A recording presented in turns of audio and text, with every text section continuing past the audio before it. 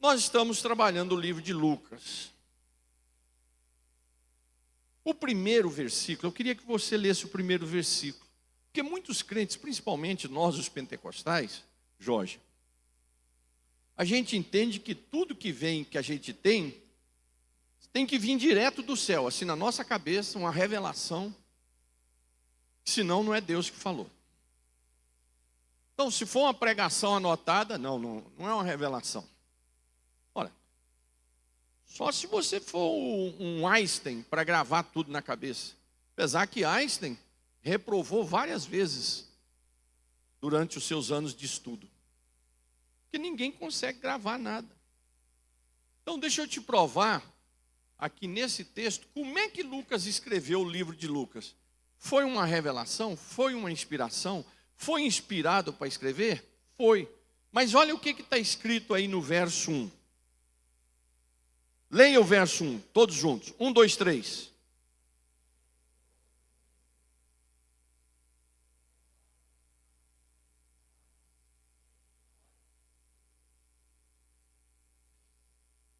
Dois.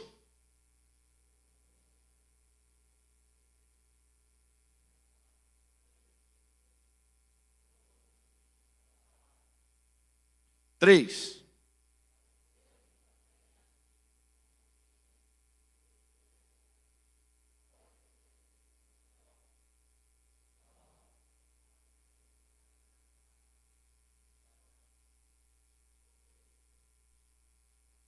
E o 4?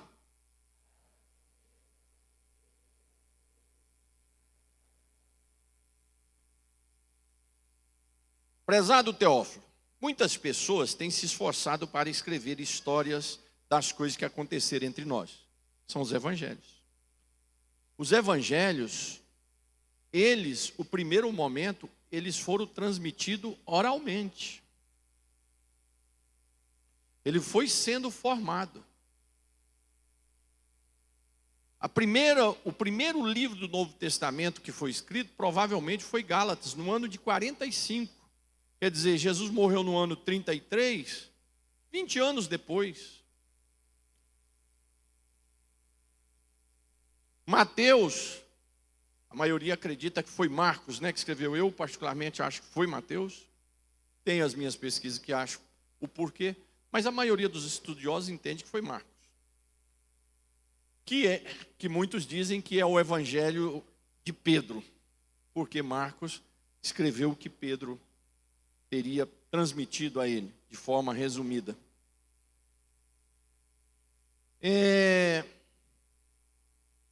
O primeiro evangelho foi escrito lá pelo ano 55, mais ou menos. 50. Como é que era antes, pastor? As histórias eram contadas oralmente. É bom lembrar você que como as pessoas dependiam da oralidade, do falar e do ouvir e do guardar, as pessoas tinham uma potencialidade muito maior do que eu e você hoje, porque hoje a gente não precisa ficar guardando as coisas, então a nossa mente ela é relaxada. Você tem aí a máquina de somar aqui no seu celular, você anota tudo no celular, no iPad, no computador. Naquela época você tinha que gravar tudo. Não é como hoje, a gente faz uma roda de 10 pessoas, começa uma história aqui, quando chegar na nona a história é outra. Não. Naquela época as pessoas tinham uma outra mente, preparada para o contexto em que eles viviam. Não é que eles eram mais inteligentes, é que eles usavam mais a mente do que nós usamos hoje. Por quê? Porque hoje nós temos outras coisas que nos auxiliam no uso da mente. Então hoje você escreve, você faz livros. Naquela época não tinha. E qual é a Bíblia que eles usavam? Eles contavam as histórias que foram repassadas pelos os apóstolos. Por isso que a Bíblia diz que a igreja foi fundada na doutrina dos apóstolos, que era os ensinos dos apóstolos, oralmente, que ia sendo repassado. E a Bíblia que eles usavam era o Antigo Testamento, mostrando que Jesus, desde o Antigo Testamento, um exemplo, desde a morte dos cordeiros lá no Pentateuco, estava anunciando que Jesus ia morrer na cruz. Isaías 53 estava anunciando que Jesus ia morrer na cruz. a entrada de Jesus em Jerusalém, conforme falam os profetas, Zacarias, Malaquias e todos os outros. Então, Lucas diz ao Teófilo, certamente era um amigo do Evangelho, ou um novo convertido, mas de alta patente. Tudo indica que era uma pessoa de estrutura financeira alta. Talvez estava até patrocinando a escrita do rolo de Lucas. E aí ele diz, muitas pessoas têm se esforçado para escrever a história das coisas que aconteceram entre nós. Que coisas? A vida de Jesus, os milagres, a perseguição que ele sofreu, a injustiça do julgamento, a morte na cruz, a ressurreição, o batismo do Pentecoste. E eles escreveram o que foi contado por aqueles que viram essas coisas desde o começo e anunciaram a mensagem do Evangelho. Porque Lucas era o último dos evangelhos a ser escrito. Então ele vai dar uma estudada nos outros três, ele dialoga com os apóstolos, ele conversa, ele faz uma pesquisa, até porque ele era um médico, Lucas era um médico. Paulo vai falar, chama ele, o nosso médico Lucas. Então Lucas era um médico de uma capacidade muito alta, tinha estudado nas escolas gregas. Portanto, excelência, eu estudei com todo cuidado como foi que essas coisas aconteceram desde o princípio e achei que seria bom escrever tudo em ordem para o senhor compreender. Então, Lucas foi um pesquisador. Igual você vai fazer uma pesquisa para escrever um TCC, uma monografia, uma tese, um artigo. Lucas fez uma pesquisa. Ele estudou, levantou dados, ele fez uma pesquisa oral e ele fez uma pesquisa de texto. Por quê? Porque ele foi escrito o seu evangelho lá pelo ano 70. Foi o último. Então ele tinha os outros, acesso aos outros. Então ele vai puxar as experiências, né, a fim de que o senhor pudesse conhecer toda a verdade sobre os ensinamentos que recebeu. Quer dizer, Teófilo já tinha recebido os ensinamentos, mas ele faz uma pesquisa com conteúdo e entrega prontinho, né, para Teófilo ter todo o embasamento. Eu estou dizendo isso porque muita gente dentro da Assembleia de Deus acha que não pode estudar. Acha que quem estuda é vaidoso, é orgulho. Fazer esboço para pregar está errado. Quantas vezes eu já ouvi isso? Quantas vezes eu já ouvi isso? É? E aí tem aquele ditado, é melhor ser o que é? Melhor ouvir isso do que ser surdo, um negócio assim, né? Então, a Bíblia nos ensina isso, a pesquisar, a estudar. E mesmo dentro desse estudo, dentro dessa pesquisa, você está inspirado pelo Espírito Santo. É o Espírito Santo que está dando essa inspiração. Irmãos, presta atenção, a gente divide, o Pentecostal eles têm esse problema. Ele divide o espiritual do dia a dia, do cotidiano. Ele divide a política da igreja. Não. A nossa vida, ela é uma só. Ela é espiritual em todo lugar. Eu estou lá na praia, eu tenho que estar no mesmo sentimento que eu estivesse aqui. Claro que eu estou lá curtindo, é outra coisa. Tal. Não é o meu caso, eu não gosto de bronzear. Eu fico debaixo de um negocinho lá, lendo o tempo todo. Aí vou lá, mergulho, volto. Mas você está ali, você está num lazer, você está lá no estádio, onde você estiver. Está viajando, está trabalhando, você é o mesmo crente aonde estiver. A sua vida cotidiana não pode desligar você da sua vida cristã. Você sempre é uma só coisa. Esse é o grande problema. Eu ponho o pé na igreja, eu sou espiritual. Falo em língua estranha, profetizo, tenho um jeito de falar, de viver. Saio daqui é outra coisa. Não, eu tenho que ser aqui e lá a mesma coisa. Então, o lazer, é claro que você está numa outra atividade, mas lá você continua o crente cheio do Espírito Santo. Você está trabalhando, lá você continua o crente cheio do Espírito Santo. Você chegou aqui para a ceia do Senhor, você continua o mesmo crente cheio do Espírito Santo. Não pode ter essa dicotomia, a palavra usada na teologia é isso, a dicotomia entre o espiritual e o mundano. O mundano aqui não é no sentido do pecado. O mundano aqui é no sentido do dia a dia, do cotidiano. É uma coisa só. E aí você vai ver que a coisa é bem mais diferente quando você entende o evangelho assim. Tá bom? Então, aqui no livro de Lucas, continuando aí no capítulo 1, diz o seguinte: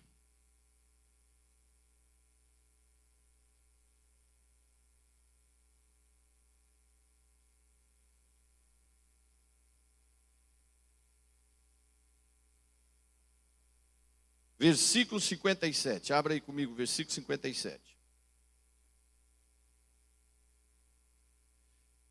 Completou-se para Isabel o tempo de dar à luz e teve um filho. 58. E seus vizinhos e parentes ouviram que tinha Deus usado para com ela de grande misericórdia e alegraram-se com ela. Uma senhora idosa, como Sara, repete-se o milagre, tem agora uma criança. A criança é um milagre missionário. Ela era idosa. A criança não vai herdar o nome do pai, que era um costume em Israel, que é nosso também, né?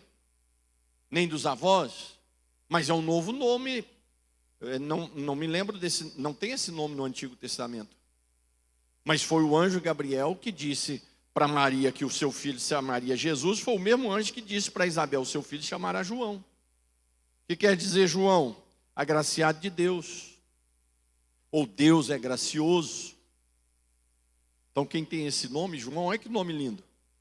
Agraciado de Deus. Deus é gracioso. Nome lindo. Nome lindo. João. Né? Então, e João é uma criança que é o precursor do próprio Cristo. É aquele que os profetas tinham anunciado. Que viria um mensageiro na frente anunciando que o Salvador, o Messias estava chegando. Mas nós não vamos antecipar isso, porque nós vamos mastigar esses versículos e esses capítulos de Lucas durante um bom tempo. E deu certo que a leitura nossa, desde o final do ano passado, tem sido o livro de Lucas. Né? Então, primeira coisa que eu aprendo aqui nesse texto, o que você tirou desse texto aí, desses dois versículos que nós lemos aí? Completou para Isabel o tempo de dar à luz e teve um filho, seus vizinhos, tal. O que você tira aí? Você olha aí e fala assim, poxa vida, olha só, isso aqui é para mim também. Essa lição é para mim também. Essa aplicação é para mim também. Primeira coisa que eu medito aqui com vocês é que o texto diz assim, o Senhor usará de grande misericórdia. Ou o Senhor usou de grande misericórdia para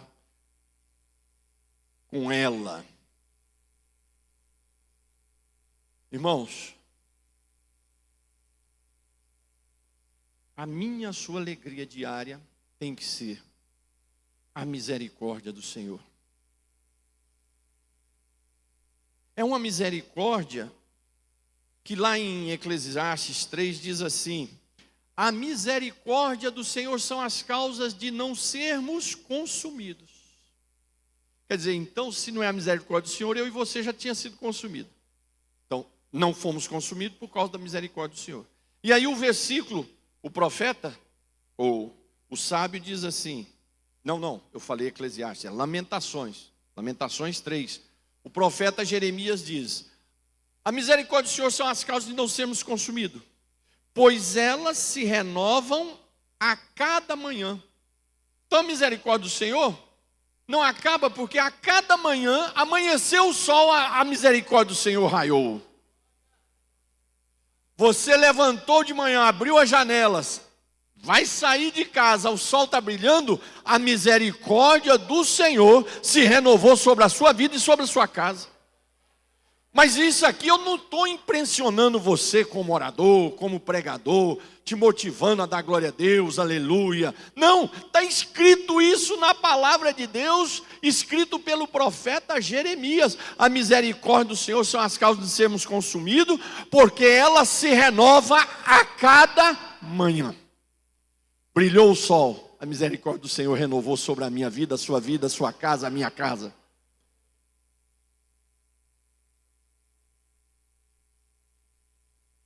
Misericórdia é um desejo tremendo de socorrer, de ajudar, é algo feito do mais profundo, do íntimo do coração de Deus para comigo e com você. Isso é misericórdia. É uma ajuda, é um auxílio, é um socorro que o ser humano não é capaz de fazer.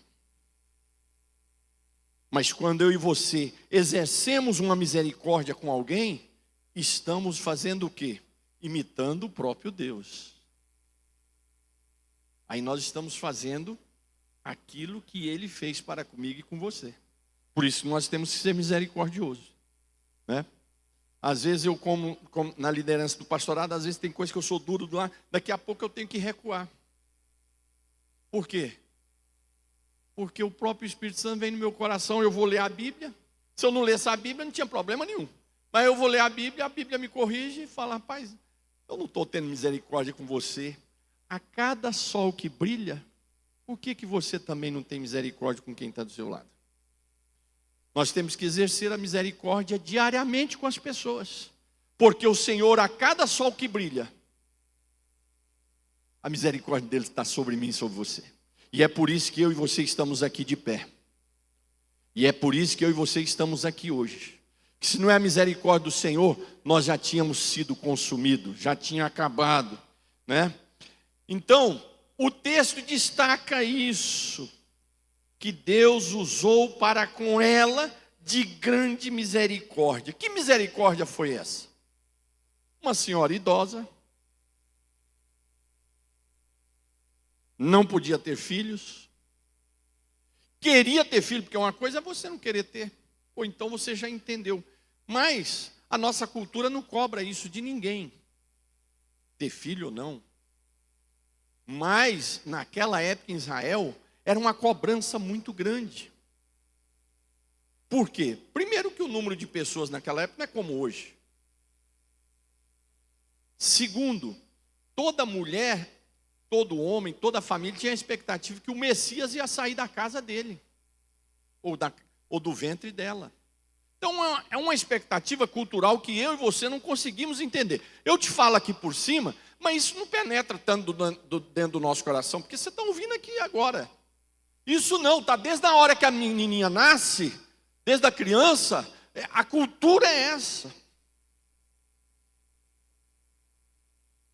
Nós temos a cultura de almoçar arroz com feijão. Você chegou meio-dia e meio, 1 hora, você come qualquer outra coisa, não comeu arroz e feijão, você fala, eu lanchei. Você não fala que almoçou. Mas você comeu arroz e feijão, naquele dia às vezes não teve nem carne, nada, mas aí você fala, eu almocei. É uma cultura que foi implantada em nós desde o dia que nascemos. Então as mulheres, desde da infância, já tinha essa imposição cultural.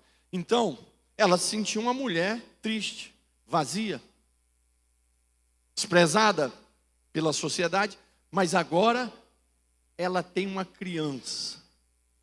E ainda na idade avançada. E ainda essa misericórdia de Deus é tão grande que agora ela também é comparada à mãe dela na fé, Sara. Ela é comparada como Sara. Assim como Sara, nossa mãe na fé, teve um filho na velhice, essa mulher Isabel também tem. Então ela foi alcançada em misericórdia. Outra coisa, a misericórdia de Deus alcançou a casa dela, trouxe essa alegria para ela, para sua família, para o seu marido. E agora ela tinha uma expectativa, uma outra alcance da misericórdia na vida dela, que havia uma promessa sobre o seu filho de ser um profeta de Deus. e aquele que iria na frente preparando o caminho para o Messias. Olha que misericórdia de Deus. Irmãos, e essa misericórdia veio do nada assim, ó. Veio de surpresa. Apareceu do nada, minha filha. Apareceu do nada. Ela não fez nada que merecesse aquilo. Ela não saiu correndo atrás. Simplesmente ela estava servindo o Senhor. Ela e o seu marido. Tanto é que a Bíblia diz assim: Isabel, eu já preguei isso aqui, e Zacarias eram pessoas justas e tementes a Deus. Quer dizer, levavam uma vida de temência a Deus. Mas daqui a pouco, a misericórdia do Senhor bate na porta dela. Quero dizer uma coisa para você aqui hoje. Deus tem uma surpresa e uma grande misericórdia do Senhor vai bater na sua casa. Você crê nisso? Feche os seus olhos, levante a sua mão direita, por favor, num ato de fé. Em nome de Jesus Cristo, no seu ato de fé com as suas mãos levantadas, o Senhor vai bater na porta sua e uma grande manifestação da misericórdia do Senhor vai ser derramado sobre a sua vida. Aleluia, aleluia, aleluia. Felizes são aqueles que são alcançados pela misericórdia de Deus. Felizes são aqueles que o Senhor bate na porta dele para entrar com a sua misericórdia.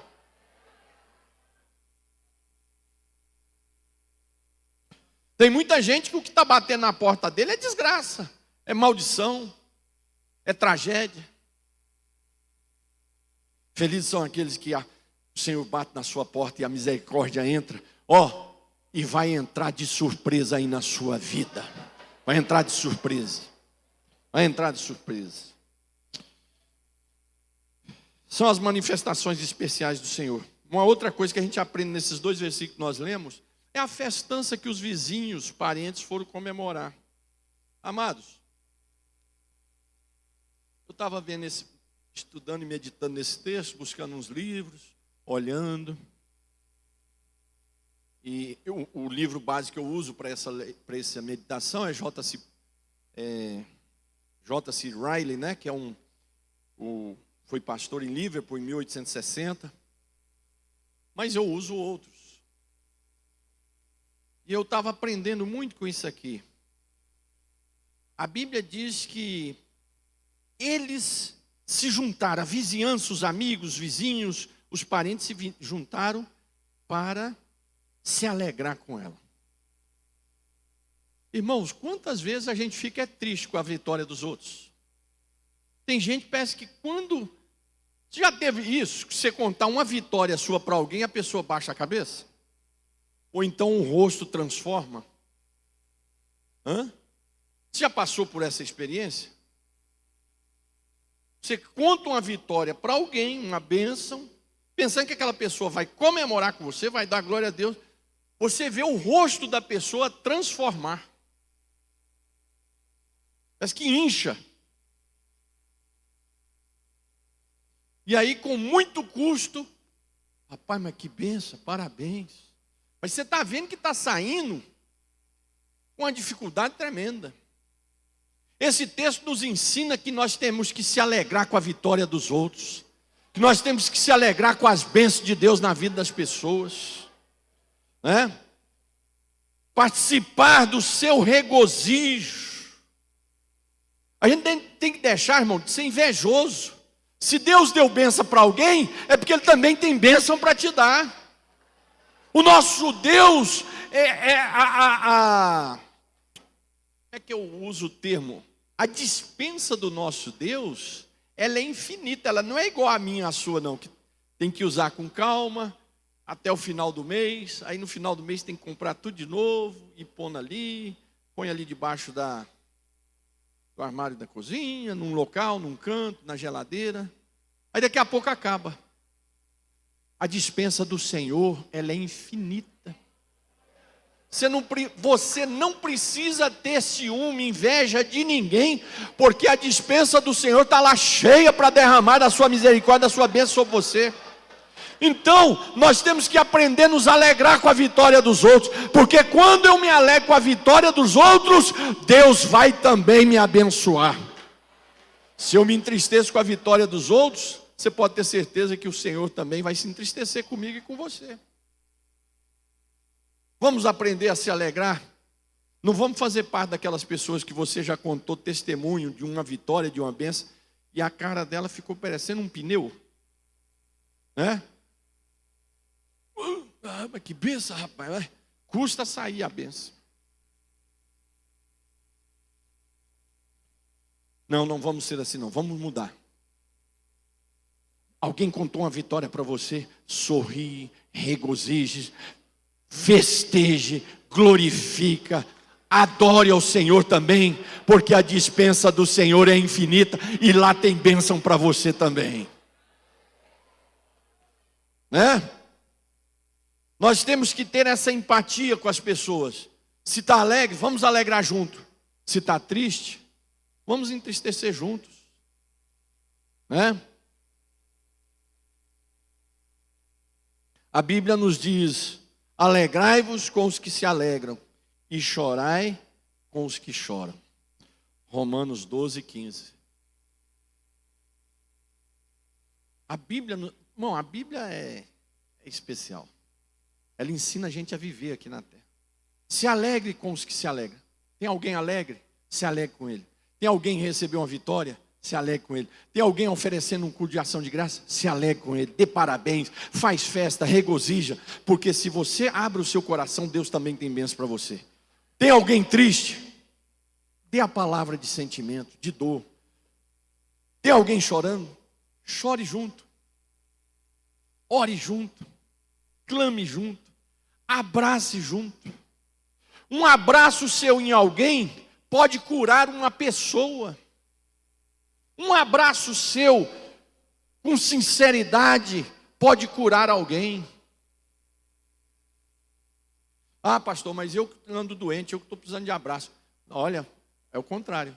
Está precisando de você abrir o seu coração e alegrar com quem está alegre e chorar com quem chora. E é você que oferece o seu abraço e você vai ver a cura acontecer também na sua vida. Alegrai-vos com os que se alegram e chorem com os que choram. Romanos 12 e 15. Né?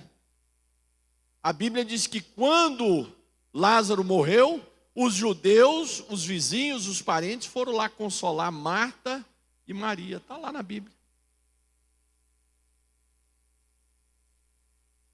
Jesus, eu e você precisamos aprender com Jesus. Jesus estava em festa de casamento e estava em velório. Festa de casamento e velório. Tinha alguém em velório chorando, ele ia lá. E aí a Bíblia diz, e foi movido de íntima compaixão. Quer dizer, sentiu aquela dor na barriga, aquela tristeza, aquele mover aqui no ventre, no intestino. Porque essa íntima compaixão que diz o texto, no original grego ali, está falando do intestino, que é onde mexe com a gente é abalado com a situação. Jesus estava lá no casamento, acabou o vinho, vamos multiplicar esse negócio aí. Vamos festejar, vamos deixar ninguém triste aqui. Tem uma senhora ali, uma viúva ali chorando porque o seu filho morreu. Já tinha perdido o marido, agora morreu o filho. Então vamos lá ressuscitar. Jesus estava onde tinha tristeza, ele ia levar alegria. Onde estava a alegria, ele levava mais alegria ainda. Que eu e você sejamos um instrumento de levar alegria para as pessoas, de levar regozijo para as pessoas. Que eu e você sejamos instrumento de consolar vidas que estão precisando. Irmãos, é isso que o mundo está precisando. O mundo está de tarja preta, o mundo está debaixo de remédio, de problemas, de angústia, de tristeza. E a gente como crente, eu como pastor, quantas vezes a gente falha? Eu falho, você falha. Mas eu e você fomos levantados para isso, para alegrar com os que se alegram e chorar com os que choram. Jesus que foi o primeiro a nos ensinar. Onde tinha festa? Tem casamento? Estou aí. Tem velório? Estou aí também. Uma outra coisa que nós aprendemos, vamos seguindo aí. Versículo seguinte. E aconteceu que ao 8º dia vieram circuncidaram o menino e lhe chamavam Zacarias, o nome do seu pai. Aquela circuncisão que foi imposta lá na lei, que com 8 dias, né, a gente aqui, os evangélicos, nós não circuncidamos, que não é nossa cultura, e nem batizamos. Nós apresentamos a criança, né? Jesus foi apresentado com 8 dias, e João também foi. O pessoal não sabia nada, estava todo mundo ali calado, puseram o nome de Zacarias. Mas a sua mãe respondeu e disse, não, o nome dele vai ser João. E eles disseram, mas ninguém na sua família se chama por esse nome. E perguntaram por aceno ao pai, como queria que lhe chamassem. O homem estava mudo. Pedi nele uma tabinha de escrever, ele escreveu dizendo, seu nome é João. E todos se maravilharam. Deus é gracioso. Essa tabinha era uma tabinha de argila, onde era usado para escrever. Amados,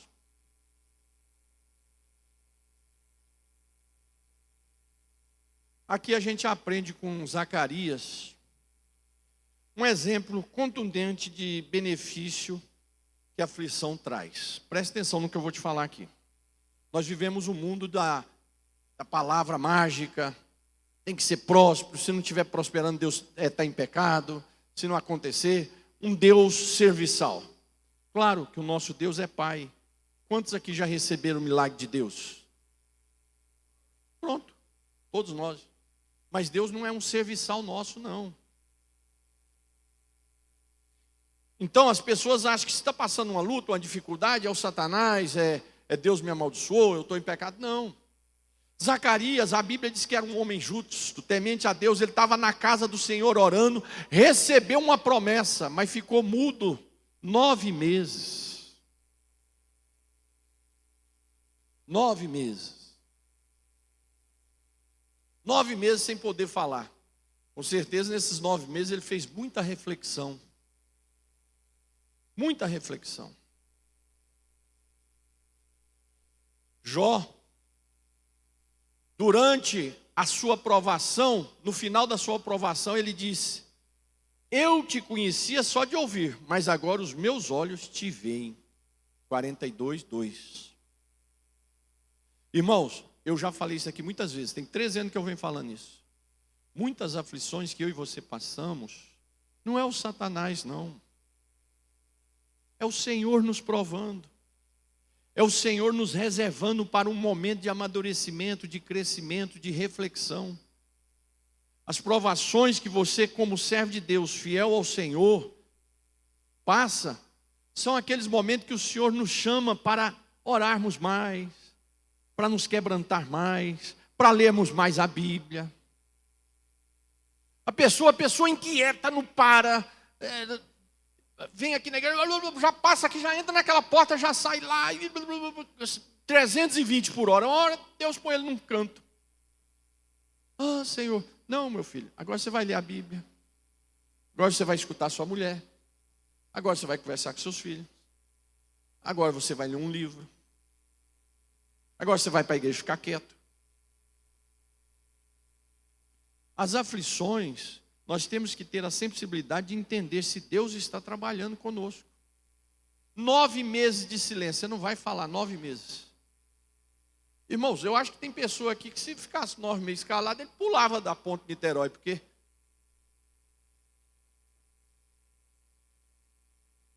Mas era um momento de reflexão. Ezequias, quando passou aquela provação, prepara a tua casa que tu vai morrer. Irmão, ele foi orar, era um rei que só vivia para cima e para baixo, tinha os seus orgulhos, e mostrou toda a riqueza sua para os vizinhos, mas daqui a pouco, prepara a tua casa, tu vai morrer. O quê? O homem foi orar, foi buscar a Deus, foi conhecer o Senhor. Daqui a pouco Deus trouxe o profeta de volta e disse, eu ouvi a tua oração. Ezequias agora teve uma experiência que não foi contada pelos seus pais, era uma experiência pessoal dele com Deus. A nossa religião não pode ser uma experiência contada dos outros. É uma experiência entre você e Deus, entre você e o Espírito Santo. Então, foram 9 anos de aflições. Mas depois desses 9 meses, desculpa. Mas depois dos 9 meses, veio a festa, o regozijo, a alegria, a promessa de Deus se cumpriu, o filho que ele jamais esperava que ia ter, nasceu, a vizinhança jubilou, foi um regozijo, e não só isso, era um profeta agora que ele tinha dentro de casa. Você está passando uma aflição hoje? Descansa o teu coração em nome de Jesus Cristo, porque essa aflição vai se transformar em regozijo. O choro pode durar uma noite, mas daqui a pouco está raiando o sol e a alegria do Senhor vai vir na sua vida. Essa alegria é o quê? É a vitória, é a porta aberta, é a bênção de Deus chegando.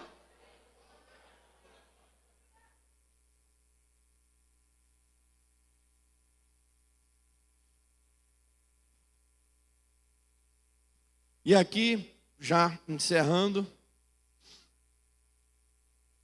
que bênção que veio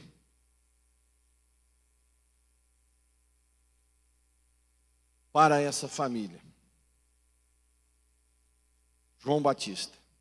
Na verdade não é João Batista, viu? Porque esse Batista não é sobrenome. O escrito certo é João ou Batista, quer dizer, João aquele que batiza. Mas vamos lá, vamos terminar os versículos. E pedindo uma tabinha, tal, 64. E logo a boca dele se abriu e a língua se soltou. E falava louvando a Deus. Olha aqui, só para concluir essa parte que nós estávamos falando. Se você é um crente que serve a Deus, depois da aflição, a vitória vai chegar e você vai oferecer aqui culto de graça, culto de vitória. Você vai oferecer uma oferta especial do milagre. Viu? Descansa o teu coração. Porque essa aflição, ela é para a glória do Senhor. Essa aflição é para a glória do Senhor. Viu? Essa aflição é para a glória do Senhor, não é para o seu fim não. É para a glória do Senhor. E veio o temor sobre todos os seus vizinhos, em todas as montanhas da Judéia. Foram divulgadas todas essas coisas. Correu aquele boato nas regiões. Olha, nasceu uma criança ali, o negócio ali é sério. Foi uma promessa, o pai teve uma visão lá no templo, ele ficou mudo 9 meses, e não quiseram pôr o nome de Zacarias, disse que o anjo disse que era para ser João, e aí aquele boato, aquela conversa se espalhou. E aí o texto diz assim, ó, o último versículo, e todos que ouviram as conservava no seu coração, dizendo, olha, todo mundo ouvia aquilo, guardava no coração e dizia assim, ó, quem será, pois, essa criança?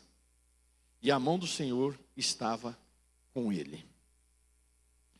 Primeira coisa aqui que eu quero analisar com vocês, é que hoje as crianças estão sendo um alvo do diabo, fortemente. Fortemente. Nós temos ONGs aí trabalhando para trocar sexo de criança.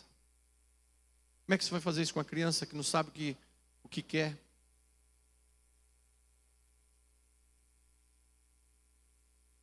Nós temos uma mídia trabalhando para destruir crianças. Nós temos pais destruindo crianças, matando crianças. Irmãos, tem gente que para morar na Barra da Tijuca, mata filho, faz de tudo. Só para ter... Irmão, o que é isso? Para morar numa zona sul, faz de tudo do que não presta. Mata criança, se entrega para amantes, uma confusão dos infernos. As crianças têm sido alvo do diabo e de uma sociedade destruída espiritualmente. Nós vemos notícias aí de crianças sendo estupradas nos jornais.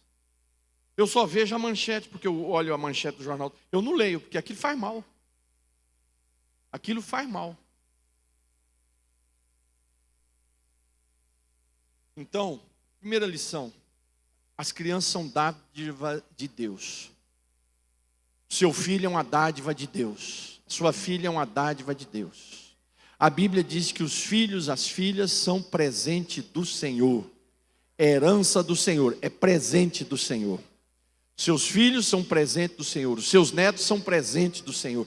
Vocês, moças, rapazes, quando casarem, tenham o seu filho, a sua filha com alegria, na hora certa, na época certa. Não pode casar não tendo filho. Tem um tempo de adaptação cultural, são duas pessoas diferentes. Não, nós já namoramos tanto tempo, tem nada a ver. Uma coisa é uma coisa, outra coisa é outra coisa, já dizia o grande filósofo, não sei de onde, mas já dizia ele. Né? Uma coisa é uma coisa, outra coisa é outra coisa. Tem um período de adaptação, tem um período de estruturação financeira. Tem um período de estruturação financeira. Tem um período de terminar uns cursos, uns estudos, de ver um alvo do emprego melhor. Por que muitos avós são apaixonadíssimos mais do que os pais nas crianças? Porque muitos casaram cedo demais e não tinham estrutura para cuidar dos seus primeiros filhos. Então não tiveram tempo. Agora todo aquele amor concentrado vai descontar nos netos. Então, quando você casar, se organize para vocês terem um filho, uma filha. Mas se organize. E aí depois receba esse presente do Senhor na vida de vocês. Né? É uma bênção, é uma dádiva de Deus. E aí para nós encerrarmos, diz assim, ó. E a mão do Senhor estava com ele. A mão de Deus está sobre as crianças. A mão do Senhor está sobre as crianças. A mão de Deus guarda as crianças, protege as crianças. Mas eu também quero aplicar aqui o seguinte. Eu e você um dia fomos criança, não fomos?